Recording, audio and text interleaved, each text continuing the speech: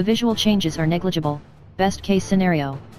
New front and back belts revamp the lower air admissions as well as mist lights in front and the tailpipe, and additionally fake diffuser in the back. Passage additionally somewhat amended the Fusion's grills and tail light trim. It never again associates over the trunklid. There are 2 new wheel outlines and a couple of shading alternatives change all around. A less obvious however truly essential change: the quantity of orderable form mixes will drop from a Detroit-like 2000 or more to a more Honda-esque 36, not including shading. This generally originates from making high take rate alternatives standard, similar to the tech bundle on SE models and the sunroof on titanium models.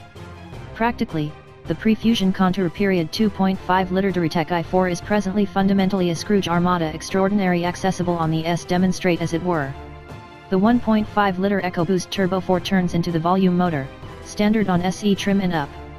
The other major powertrain news is an update of the battery pack in the module half and half energy models. Influencing the separator to film between the anode and cathode more slender allows more vitality thicker anode plates to be fitted. This implies without changing the battery pack size, or number of kaleidoscopic cells, 84, the 2019 pack's ability increments from 7.6 to 9.0 kWhrs, its mass likewise increments by a meager 3%.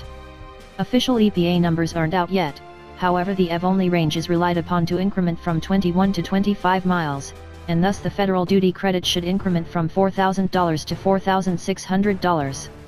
Ford's very own investigation EV and PHEV clients proposes that this will expand the level of drivers who can make it to and from Chipaway at a solitary charge from 38 to 48, 80% for the individuals who can charge at work. Will these progressions scratch the Fusion's 7th-year tingle adequately to keep up its perpetual fourth-put positioning in the average-size vehicle section? Also, if not, does Ford mind?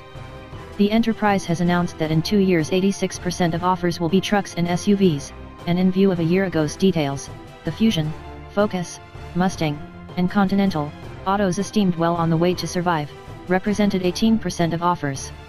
So there might be some space for facilitate slippage.